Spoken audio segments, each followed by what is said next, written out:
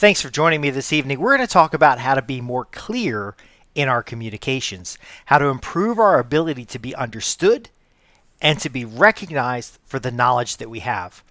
I'm Justin Hitt with Inside Strategic Relations. Now, I have covered 600 episodes of podcasts, videos, presentations. I have a backlog of gigabytes of audio programs and materials I've done for clients.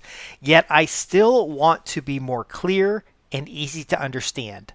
I'm going to share with you three steps that are necessary to be more clear and easily understood, because when you're clear and easy to understand, people recognize the credibility that you have in a particular topic area. They understand the topic, so you're able to convey information to them in a valuable way. And ultimately, you're able to elevate yourself in a career environment or a business environment just simply by being understood.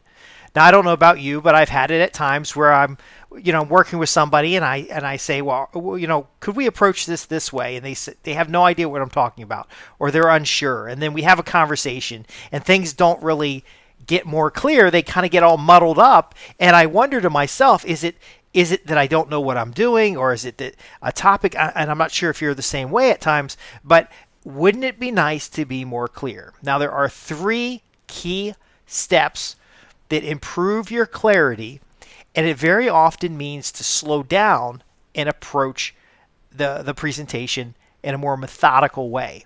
So while there are only three key steps, these three steps need to become behavior in order for them to help you speak more clearly. Now, again, whether you're speaking in front of a group, whether you're speaking in print, whether you're speaking with a client, when you are understood, you are more able to be persuasive, more able to communicate, and more able to get things done. The voice is a powerful thing. The ideas in your head are powerful. But if you can't get them out of your mouth, then there's a problem. Now, and again, this is something I'm working on all the time. I got a lot of podcasts, and I wonder why somebody can cover a similar topic, and they can't be better looking. How is that possible? Maybe they're more regular about their presentations. Maybe they have a better set. I'm literally just setting up a camera and a light and just recording, because again, I focus on my clients rather than focus on a general audience. But my point being is three simple steps, starting with what you read. Now, I am a voracious reader. I read all kinds of topics. I study religious books. I read from philosophy. I read business books. I don't read a lot of storybooks and stuff. I used to read some stories here and there, but historical biographies are fascinating. I like to dive into the stories of musicians and why they wrote certain songs, and I read and read and read. Now, reading is powerful to help you see how other people organize information and to see patterns and structures that are necessary to communicate ideas. So when I read a biography about somebody, it's a chronological presentation of their life, and that's one method of doing it. If I read a book on philosophy, it may go in a spiral around different concepts and building on key ideas, and then building on top of those key ideas and expanding ideas. Again, books are the gateway to organize thoughts. And the better you can organize your thoughts in your head, the easier it is to communicate when they come out of your mouth. And again, you can listen to some of my podcasts, and I've had people say, what the hell is he talking about? Because I might speak at a level that's too high for the general audience. So 100 people might listen to a podcast, and one person gets it. Now, how do I know one person gets it? Is because I have some podcast episodes that have 20, 30,000 listeners on it, but I've only gotten like 5 or 6 people that wrote in and asked questions or contacted me for further information. Now, again, we speak with purpose, and by speaking with purpose, we need to organize ideas and concepts in a way that they're valuable to the audience, and then ultimately we are organizing concepts so that other people can benefit from them. So a book is a wonderful thing. In my program, Establish Instant Credibility, I talk about how writing reports and books and materials can help you get down ideas. And that's actually step number 2, which is to write down your ideas. And I even have, it's right here, my journal. So where do you write down ideas? This is just one of my journals. I have little diagrams on it here and there, kind of ideas and concepts that come up. Inside the cover, there's quotes. But inside the journal, it's just writing down ideas. Unfortunately for me, is I'll write down ideas on a notepad somewhere, and then I'll put it in a folder, and then I'll organize it, and I'll end up with these big bundles of materials. In fact, the notes for the meeting for what we're talking about right now, I wrote down just earlier today. These things have to be organized. So when you write, it's always best to write in a notebook or in a journal or in some kind of structured material. And I don't have one of my engineering notebooks with me today, but there's a Zettelkasten method that helps you. When you read, you can take notes, and then you organize those notes into it's called slip cards, and then you put those in a file cabinet. And I really don't want to move the camera around and show you, but basically these notes will get attached to a podcast. They'll get tied to Obsidian. Obsidian is a note-taking program. They'll get tied to content on the website, to show notes, the keywords used. All of that comes together because, again, we read to learn new things, to observe how other people organize information, but we write and then organize that information in a way that we can best retrieve it. Because if you have ideas, but you can't bring them together to come up with a means of communicating those ideas, then it's just as bad as not having the ideas in the first place. So I find that writing, and many of the people I've coached or worked with, that when they write things down, it gives them a way of organizing ideas, but then organizing the other materials, the notes, the books that are related all together allows them to cluster a concept of ideas, and then they can do number 3, which is extremely powerful, which is speak. If you read and you write and now you speak, you're almost retraining your brain to organize ideas in a communicatable way. So when I sit down and think about a podcast, I have notes and I might read some of the notes. I might glance at it here and there. But ultimately, what I want to do is have a one-on-one conversation with you, the listener, and share with you ideas and concepts that you can use immediately. Like today, you can grab a book. You can even read your old journals. Think about the ideas and then write down new ideas and concepts, new ways of looking at things. Now, again, the Zettelkasten system works for me because I have been able to put all of my writing for the last 23 years or so all in one place. But before that, when I wrote, I have binders. So I do have a library here at the house, and it's full of binders of all my historic journals going back into high school. And this gives me an idea of not only seeing my progress as I've learned over time, but also extracting an idea and saying, look, that's an interesting idea.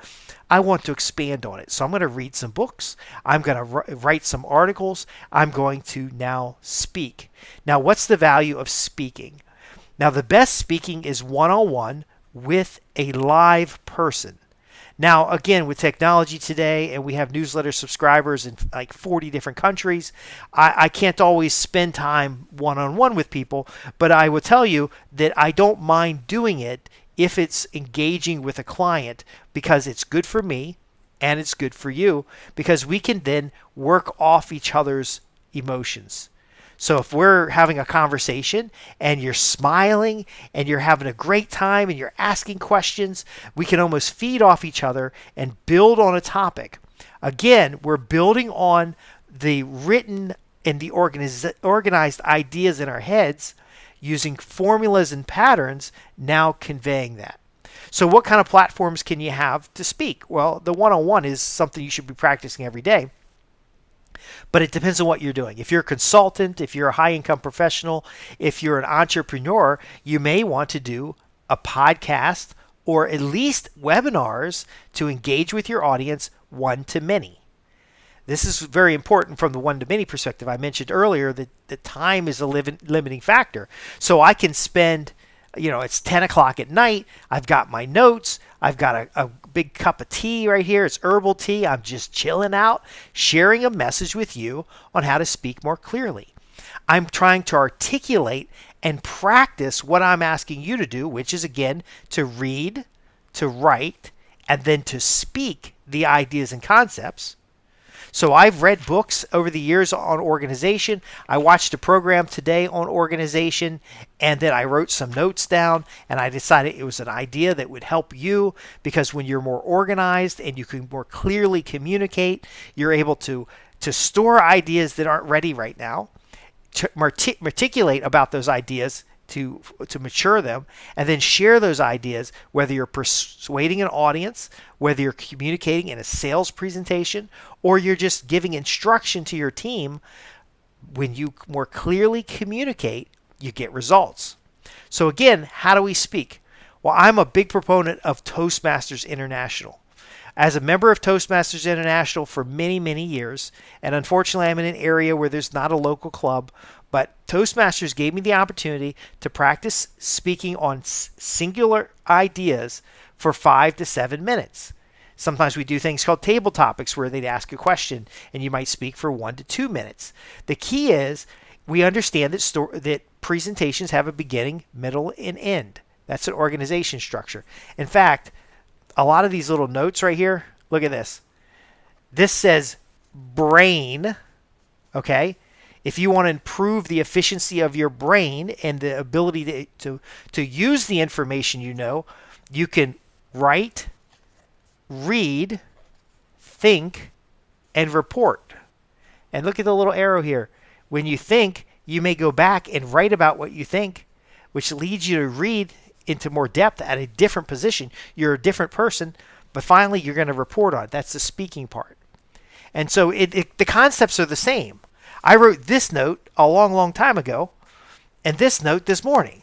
How do I know these ideas work? Well, because again, we adjust our own behavior to use patterns to reinforce the behaviors we want versus the behaviors we don't. So there are times when I'm speaking in public and my heart is just racing and I'm really nervous and I don't really know what to say. Now, if I get asked a question in my area subject matter expertise, I can talk all damn day.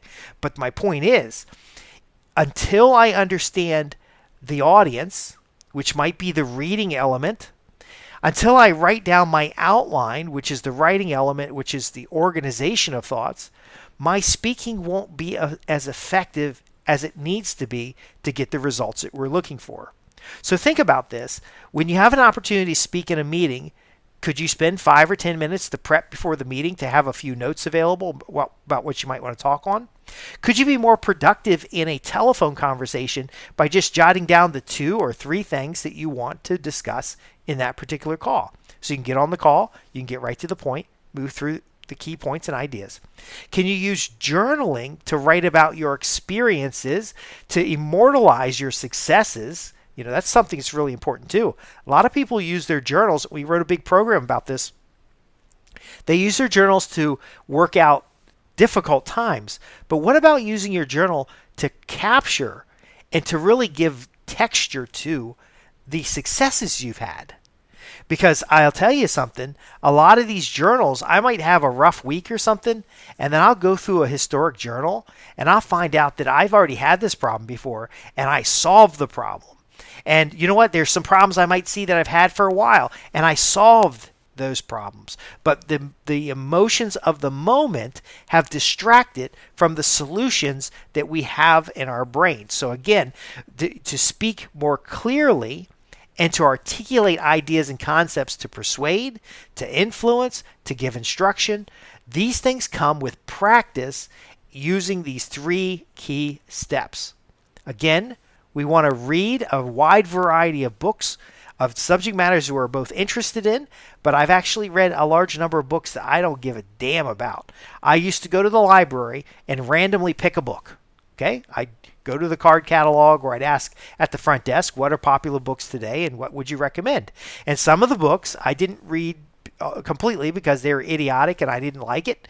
But ultimately, other books gave me a view into other people's perspective that helped me then communicate to that particular audience or to interact with the needs of that audience. So read in areas that you're interested in, read in other areas. But again, you're looking for patterns, you're looking for ideas and concepts, you're looking for how people solve problems before. Then you're going to write down, whether you're journaling or whether you get it back in the picture, whether you're journaling or you are taking notes. And then you have to organize it. We talk about that in the organizing information program. You want to organize those ideas in a meaningful way and then extract from them your talking points. So when you sit down with somebody to talk, you're not winging it. I'm not winging this. I'm not just making up what I'm talking about. I have prepared for this unintentionally for years as I tried to improve my own speaking, but intentionally now with the notes I took before this presentation. So again, don't be upset or worried that you're not being understood. Use that as a catalyst to follow these steps and to finally become understood. There's nothing wrong with doing a teaching program, to do a little podcast video, to do a one-off presentation about a topic that you're interested in or a topic that maybe showcases some of your skills in a career type of role. But again, we want to pace our speaking. We want to share the ideas as we've organized them in our head or on paper. And there's nothing wrong with getting the practice. All things that are worth having will often have turmoil and stress and frustration to get there. Use those as building blocks. So I'm Justin Hitt, and this is From My Desk newsletter. Like this note was on my little area over here, and I just take it off, get you the ideas and concepts on how to speak more clearly, and then I'll go on to part 2 here shortly. Now, again, with these programs, you always have the ability to ask questions. I'm Justin Hitt at www.justinhitt.com. That's JUSTINHITT.com. Go to the contact page and ask your questions. Remember, when you can speak clearly and get ideas across, that puts you in the power position. That puts you in a position where you can reach more people, where you can solve more problems, where you can syndicate ideas, where you can grow as an individual. It's all part of what we teach in helping you transform business relationships into profits. And again, if you have any questions, link below. Now, if you're a subscriber to the From My Desk newsletter, there's going to be 2 more sections, which I'll see you shortly in the next section.